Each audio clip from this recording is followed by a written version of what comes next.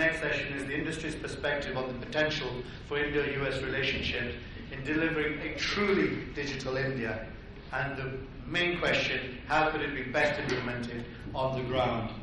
And the issues that we're hoping to cover, and I'm sure the panelists will shed light on these, are where do the opportunities actually lie for the US private sector? What are the key challenges faced by industry? I'm sure it won't be a moment, but it will be very pointed comments which will, of course, be readily received. And how can government help? How can the Indian government and indeed the US government help ensuring industry play a proactive role in delivering Digital India? We have two superb keynote speakers to start off the session with. Firstly, Dean Garfield, CEO and President of Information Technology Industry Council. Dean. I recognize that the real insights you're interested in are the people who are on this panel, particularly since the chair of our board, Susan Moore, is here, and Nate Tibbits is also on our board, as is Google. And so I'll keep my remarks brief and focus on three things. One is the opportunity. Two, why India and the United States are in a unique position to lead, to seize that opportunity. And then third, how do we get there? And I'll try to do that within less than 5 minutes. The opportunity, we all know. We live in a world that's being significantly disrupted by technology, where our vision of the future of a more sustainable, smart planet with cars that can drive themselves, where technology is allowing e-banking, e-commerce, democratizing and distributing education and health, where the concept of a digital India is not simply a fantasy, but something that can become a reality in the very near term, is upon us. We're not only participating in that world, we're pioneering it. Part of the challenge we face is that the policy environment is out of step with that world. In many respects, we live in a 21st century society, but we have 20th century laws that are the framework for that society. As a result, we have many nations around the world struggling with coming to terms with this new or somewhat new digital economy. And so what do we do? It's my perspective, and I think the perspective of many of the companies that I represent, and I represent 60 of the most dynamic and innovative companies in the world, some of whom are represented in this room today, that the United States and India are in a unique position to not only partner, but to lead the world in coming to terms with that transition. In part, it is because of some of the things that have been mentioned. Certainly our history of democracy and using democracy to disperse economic growth and job creation.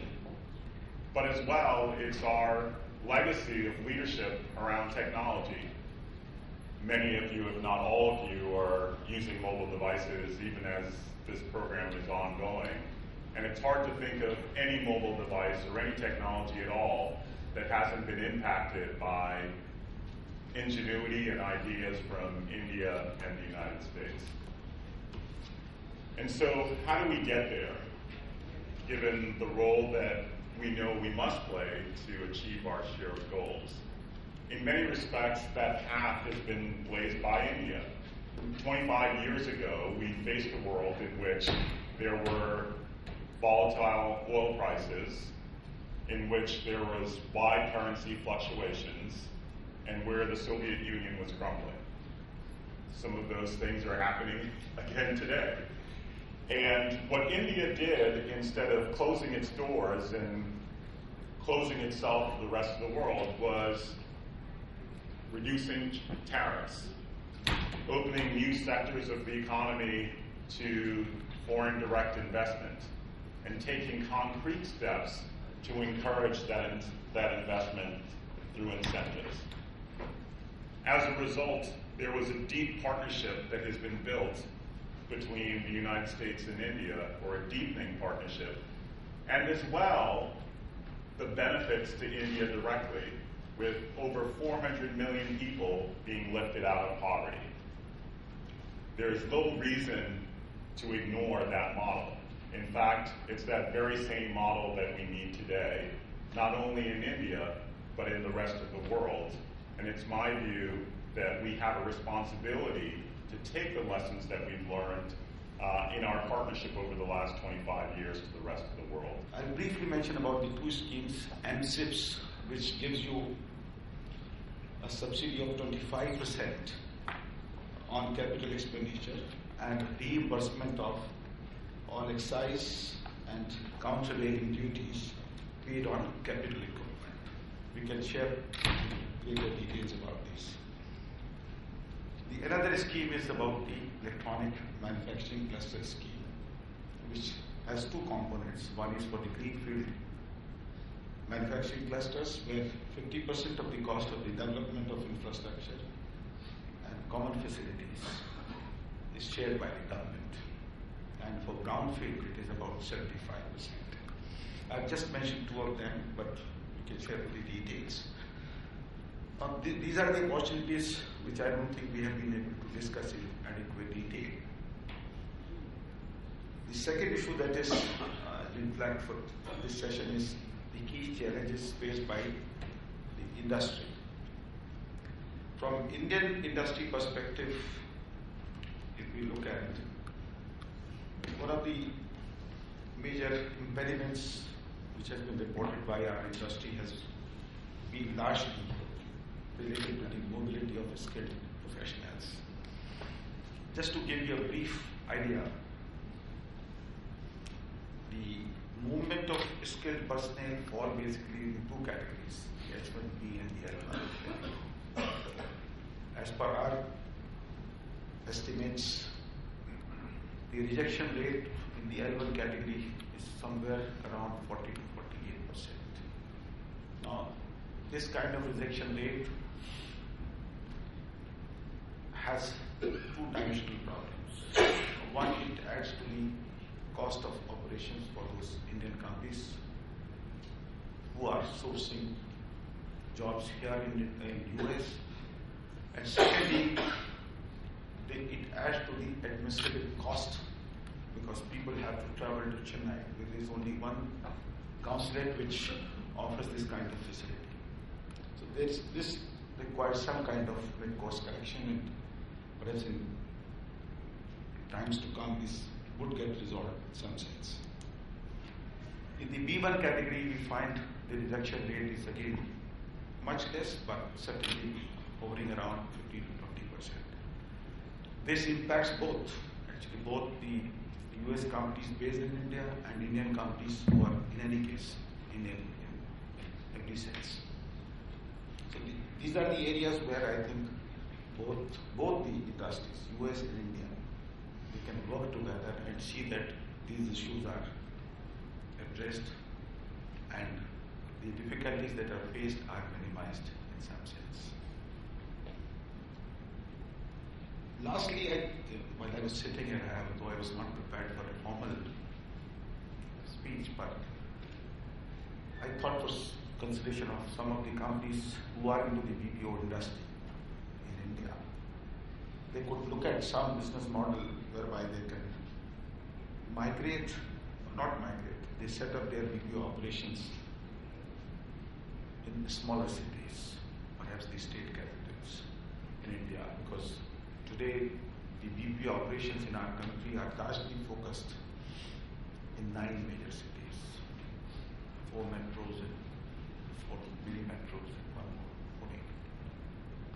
So these are the thoughts that I leave with you, and these are the opportunities which are available, which you can exploit. Both US and Indian industry gain from this if we expand our base there. Thank you very much, Mr. Goyal. Now the time for the dialogue has arrived. I'm going to ask each one of our distinguished panelists to make a few opening remarks. I'm Tibbits. I'm with Qualcomm, and I'll be really brief. Given that Qualcomm operates as the mobile industry's R&D center, We're constantly pushing new innovations. We see mobile and IT solutions as the key instruments for achieving Digital India's goals, which we're really supportive. I just want to highlight very briefly a report that was released yesterday by the Boston Consulting Group that we commissioned, and it focused on capturing MGDP, or Mobile Gross Domestic Product, for 6 countries. The report includes an analysis of India's story, which includes some really vibrant examples. As we've heard today, mobile has grown dramatically in India, from 50 million mobile phones in 2004 to over 900 million and growing today. Probably, maybe the number will pass a billion soon. Mobile technologies have supported empowering women, bringing better health care, and supporting local agricultural initiatives, just to name a few. Some of the interesting findings from this report are that Indian consumers highly value their mobile technology. In fact, as much as 45% of their income is how Indian consumers describe the value of their mobile phones. 45% of their income. That's an extraordinary number as related to accessing information technology, driving commerce, improving public safety. And small and medium-sized enterprises have also benefited enormously from adopting mobile technology.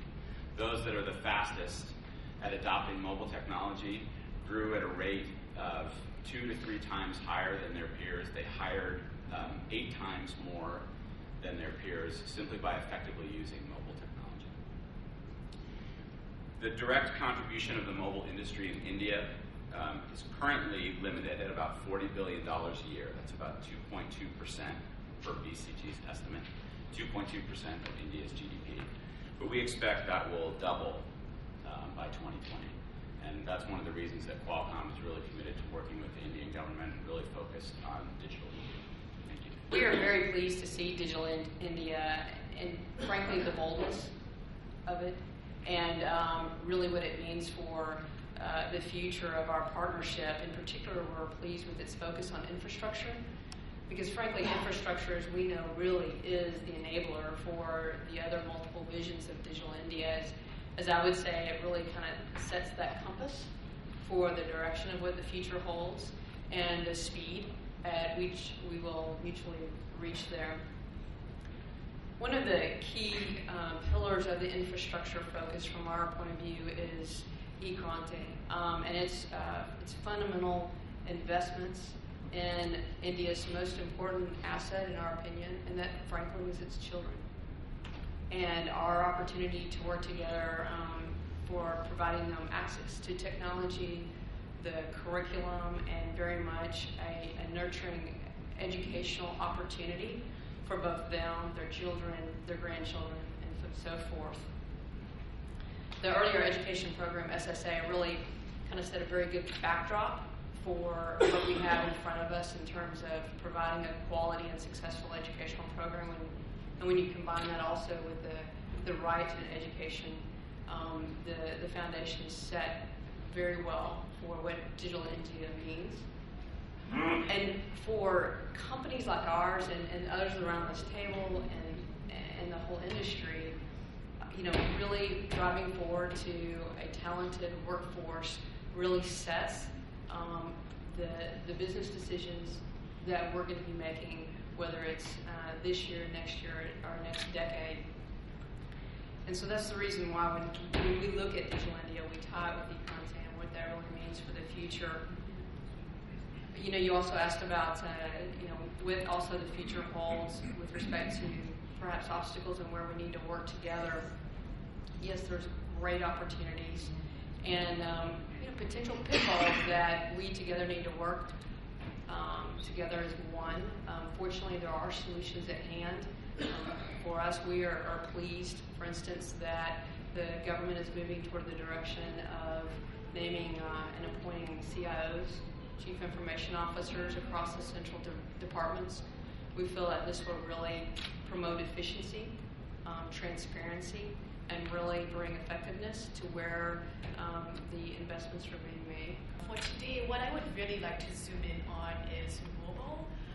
According to an IAMAI report that was released a few days ago, India is going to add about 40 million mobile internet users in the next 6 months alone.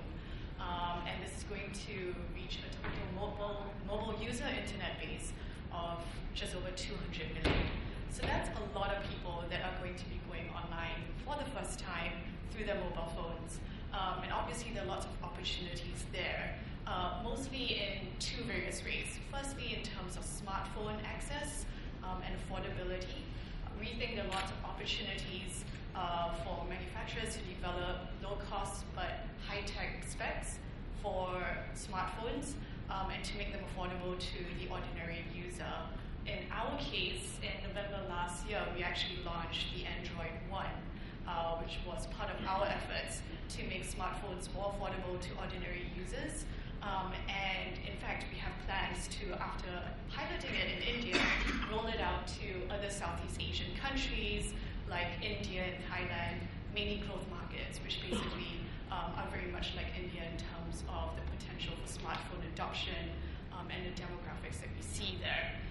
The second area in which we think there are lots of opportunities would be around local language content development. We believe the government has already introduced an e-Bhasha initiative, which is part of this program to get a lot more local content in various Indic languages. And on our side, late last year, we started the Indian Language Internet Alliance, which was a partnership with media, content, and other technology companies to also work at creating more localized content to ensure that users remain engaged and find the content that's on the internet relevant to them. I think that's two areas which we could also look at: relevancy and engaging users. There really are, and the one big one that we see is the opportunity to expand the kinds of e-commerce business models available today in India. Right now, operating as a platform, we're able to serve our customers quite well, but we'd also like to be able to expand to be able to be more in the retail business as well. This will allow us to better serve our Indian buyer customers, but also to better serve small and medium business sellers in India, who today can sell through our website, but their products are not easily available through a retail operation. So that's an opportunity for huge growth in the future in India. We're very excited to be part of it and be part of this conference. So I'll just talk about a couple of programs which we have been more collaborative and learning and developing best practices from what we learn from US and take it to India and vice versa. So, talk about some of the program we are doing for US state government. Okay, we are working with a number of states, including state of Virginia. We are working with state of Wyoming, Colorado, Arizona, North Dakota, where we are doing unemployment development, unemployment insurance, program for them. And this is, and in addition to that, we have some other program like fraud management, worker compensation, and these learnings which we are doing here in US, we are taking back to India for India-based government projects, and we are a very big player in some program called APDRP, which is Advanced Power Development and Reform Program. So these learning, getting knowledge here, understanding, picking the best practices and taking it to India has certainly helped us in, and similarly learning from India, bringing it out here has helped us. This is Ned Steiner with Sandler, Travis, and Rosenberg. I was wondering if panelists could comment on the challenges related to trade and digital India, specifically digital trade, but trade in general, and how might that impact on the progress of the initiative? So I can start, Paul, I'm sure others. I mean, one of the things which is not unique to India that we're running into is the issue around the movement of bits across borders, and so we use terms like cross-border data flow, and some of the challenges that are happening around the world. Most of those challenges are driven around the idea of security or the idea of local control, but mandating that is not the way to achieve it. In fact, it's counterproductive to achieving security and counterproductive to achieving the economic growth that the countries have in mind. And so when I was talking about India and the United States leading, that's one area that I hope, given the ambition of Digital India, that we can lead on, which is what's the framework we need to have in place to enable the global nature of trade today. If I may also have a shot at that, thank you. And I agree with Dean. Dean obviously has many companies in sort of a broader set of industries. I represent a single company, Amazon. But with respect to Digital India, we have to remember that there are two other programs that are very relevant to e-commerce. One is Make in India, and the other is less formal, of course, but it's First Development India. You've heard this, of course, and these three things are very much these objectives of the Indian government, Prime Minister Modi's government, really are enabled by e-commerce in a way that's perhaps uniquely positioned to help. I mentioned before the support we give to small and medium businesses in our platform business, being able to allow them to develop markets both within India and also globally through the Amazon platform. But there's also the infrastructure development that has to go along with that. We not only are sort of taking in bits, but we're also pushing out physical products. And those physical products require the development of logistics infrastructure, which is extremely important in the development of any country, including India.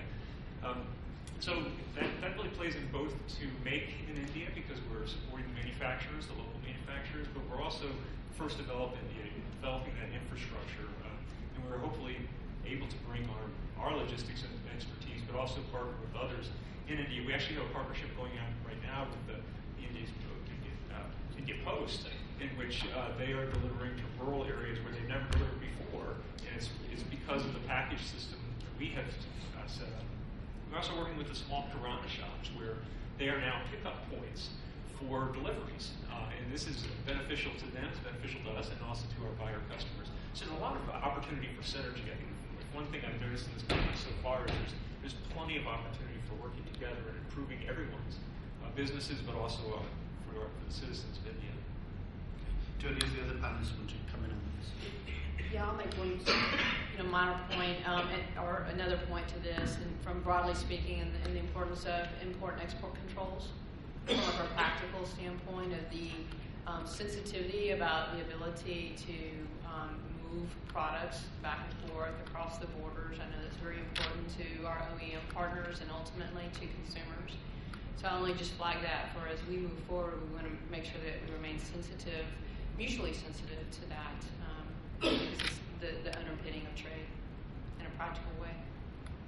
I guess in terms of digital trade, two challenges that come to mind, I think as I mentioned earlier, internet safe harbor laws and intermediary liability protection.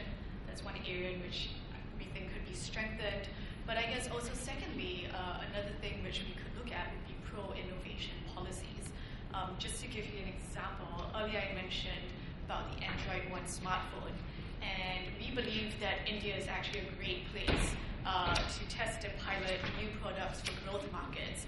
And we would really like to do more of those. So basically policies that would enable us to pilot new access technologies and to try them out in India with the goal of eventually rolling it out across the rest of the country and also to other countries as well. Nate? If I could just take a moment to pivot off of Deborah's comments, only tangentially related to the trade question, but the two elements we see as pretty significant challenges are spectrum. Spectrum is sort of is the lifeblood for mobile technology, and as we're talking about increasing digital trade, finding ways to put up fresh, mainstream, mature spectrum, put up bands for auction in India is critical, and that's part of the lifeblood of this digital ecosystem as we see it. If I may, I don't want to interrupt all the questions, but Paul made the point in the connection between the digital and the physical, and just to give the Secretary credit, in our meeting the other day at the State Department, we raised the issue about the testing and certification regime in India and the need for reciprocity between our markets and hewing to global standards. And to his credit, he noted that was something that they want to give serious consideration and move forward on. So when you talk about tangible impacts of these conversations, there are things like that that can free up market growth that can come from these discussions.